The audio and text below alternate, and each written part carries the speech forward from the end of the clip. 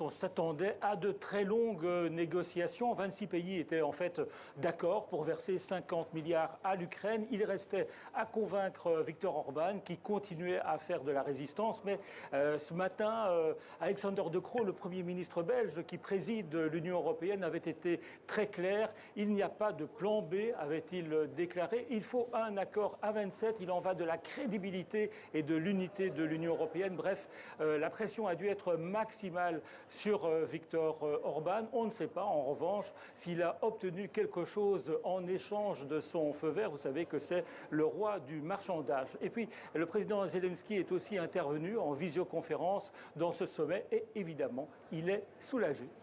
Et désormais, Paul, les 27 vont sans doute pouvoir se pencher sur le dossier de la crise agricole. Les agriculteurs qui sont en colère, ils sont très nombreux en ce moment dans le centre de Bruxelles.